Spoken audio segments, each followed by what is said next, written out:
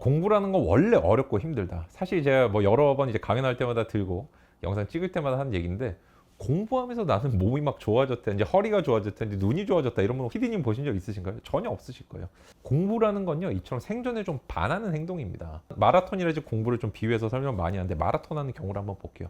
마라톤 하는데 막 다리가 안 아픈 사람 있나요? 마라톤 하면 솔직히 일반적인 것보다는 관절도 안 좋아질 가능성이 훨씬 높고요. 뭐 심폐지구력은 증가하겠지만은 여러 어떤 특히 다리 부분은 문제가 좀 생길 거예요. 그다음에 예전에 이제 황용조 감독님이 이제 올림픽 뛸 때 대교를 지나다니면서 연습하셨는데, 거기서 맨날 뛰어내리고 싶은 충동을 느꼈대요. 그 올림픽 금메달의 영웅이. 그러니까 뭔가 과정은 원래 힘들고 괴롭습니다. 공부는 뭐 말할 것도 없겠죠. 우리나라 같은 경우는 공부를 초등학교부터 이제 중학교, 고등학교까지 12년 정도 기본적으로 하고 나서 대학교 가서도 한 3, 4년 정도를 더 하잖아요. 그죠? 얼마나 도대체 하는가? 15년 정도를 전반적으로 하는 것 같은데, 성인 돼서 수험 공부하면 거기다 또 한 3, 4년 정도가 더 늘어난단 말이에요. 거의 20년 가까이 공부를 한 마라톤 한다고 생각을 해보세요. 당연히 괴롭고 힘들지 않겠어요? 익숙해지는 것과는 전혀 다른 문제라고요.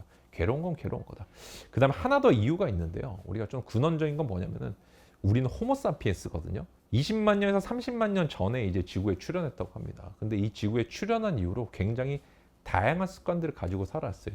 유전자를 통해서 다음 세대에 전해주는 게 이제 DNA잖아요. 그죠? 다음 세대를 DNA를 통해서 전승되는 거 있지만, 사회 문화를 통해서 전승되는 것도 있습니다. 이걸 밈이라고 그래요. 우리가 막 재밌고 쇼츠란지 이런 데서 보는 우스꽝스러운 건 밈이라 그러는 게 아니라, DNA를 통한 것이 아니고 사회 문화적으로 전승되는 것들이 밈이다라고 생각을 해주시면 좋겠는데, 이 밈 속엔 뭐가 있냐면요, 생존을 위한 기제들, 알고리즘들이 있습니다. 어떻게 하면 내가 효율적으로 잘 살 수 있는지. 근데 인간은 네 가지 정도 분류로 좀 나눌 수가 있는 것 같아요. 첫째는 뭐냐면요, 수렵과 채집하던 시절이 있죠. 이렇게 돌아다니면서. 이 시절에는 어떤 생활을 했었냐면 피식자 생활을 했었어요. 우리가 맹수가 갑자기 나타나면 도망쳤어야 됐죠. 우리가 조선 시대만 해도 불과 얼마 안 됐는데, 그때만 해도 어디 어두운 고개를 지나면 호랑이한테 물려갈 수 있다, 이런 얘기도 하고 그랬단 말이에요. 그러니까 어두운 데를 가면은 우리가 어떤 본능적인 순간적인 빠른 판단을 하라고 명령을 받은 거죠. 우리 사회로부터 배운 거죠.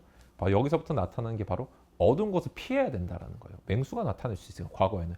요즘에 시골 같은 경우는 이제 어떤 식으로 됐냐면은, 맹수가 더 이상 존재하지 않잖아요. 시골에 갔는데 막 호랑이가 나오고 이런 경우 본 적 있으세요? 없단 말이에요. 그래서 요즘에는 그냥 뭐 대신에 그 자리를 채우는 게 귀신입니다. 뭐 화장실 가면 검은 손이 나온다든지 하얀 손이 나오는지, 어디 어두운 데 가면 소복 입은 사람이 나온다든지, 이런 식으로 이제 전설로 대체가 됐는데, 여전히 도시는 사람으로 인한 범죄 위험이 있거든요. 그래서 어두운 곳을 무서워하게끔 우리가 교육을 받은 거죠. 나도 모르게 무서워지는 상황. 이런 식의 어떤 것들이 있고, 두 번째는 우리가 정착하면서 생긴 삶의 습관들도 있어요. 무리를 이루고 집단을 이루면서 살게 된 습관들이 뭐냐면은, 사회적으로 뭔가 집단 속에서 바람직해 보이는 행동들을 해야 되겠다. 왜? 그렇게 하면은 생존하기 가장 편하거든요. 나 혼자 튀면 어떻게 되냐면은, 야, 우리 어제 사냥하러 갔는데 너 혼자 왜 사냥 안 했니라니, 우리는 다 이런 옷 입는데 너 왜 이 옷 안 입었어? 이러면 나 혼자 자꾸 얘기를 해야 되는데 얼마나 힘들겠어요. 내가 이거 다 열량을 소모하는 행동이라고요. 그러니까 사회적으로 바람직해 보이는 행동을 처음부터 하려는 습성도 가지고 있습니다.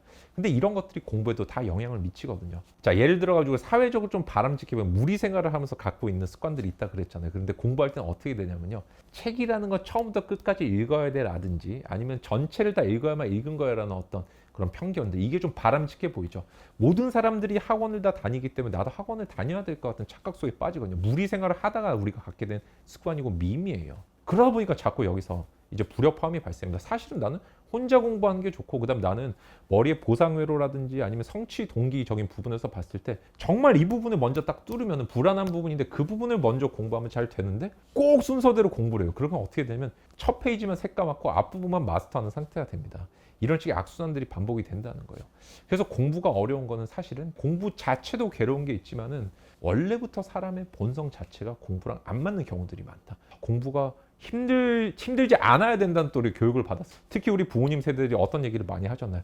야, 공부해야 돼, 이런 얘기 많이 하시다 보니까 나는, 야, 공부를 안 하면 마치 잘못된 길을 가고 있는 것 같고, 공부를 열심히 안 하면 나쁜 사람이 되는 것 같은 생각들을 가졌지만, 지금 더 이상 그런 세상이 아니잖아요. 그죠? 공부라는 거는 내가 내 인생을 위해 선택한 수단 중에 하나에 불과합니다. 그렇기 때문에 저는 이제 공부라는 걸 조금 즐겁고 행복하게 받아들여야 되는 얘기를 많이 하고 있어요.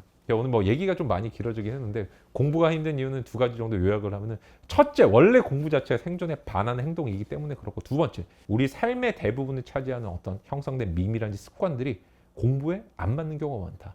뭔가 이렇게 삶의 편한 것들이 우리 삶의 습관인데, 공부라는 건 또 상관은 좀 정반대 있는, 생존의 측면에서 봤을 때는 그다지 유익하거나 바람직하지 않은 거일 수 있다는 거. 하나 더 말씀을 드린 뭐가 있냐면요. 우리가 장기 기억을 할 때 있잖아요. 해마란 애가 정확히 서술 기억을 관장하는데 이 해마란 애가 뭔가를 딱 봤을 때 얘는 생존에 관련된 거라고 생각을 해줘야만 장기 기억화를 시켜줍니다. 근데 어떤 생각이 좀 드시나요? 우리 생존이라는 거는 먹고 자고 싸고 뭐 이런 거밖에 없지 않나요? 근데 뭔가 책에서 뭐 화학 반응 같은 걸 외웠어요. 법학의 뭐 어떤 법칙들을 우리가 공부를 했어요. 이런 것들이 생존에 관련되는 거 뇌를 착각시키려면 어떻게 해야 됐어요? 진짜로 이걸 안 하면 죽는다 정도 생각으로 수십 수만 수천 번 수만 번을 반복을 해줘야만 어려운 거일수록 내가 머리에 정착을 하는데 그 과정이 괴로울 수밖에 없죠.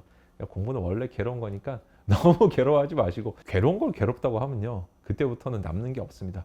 이건 원래 괴로운 거구나라는 걸 받아들이기 시작하면 오히려 그때부터는 발전의 계기가 생기기 시작해요. 그래서 인식을 조금 바꿔주시면 좋겠다. 저는 그런 얘기 한번 드려보고 싶어요.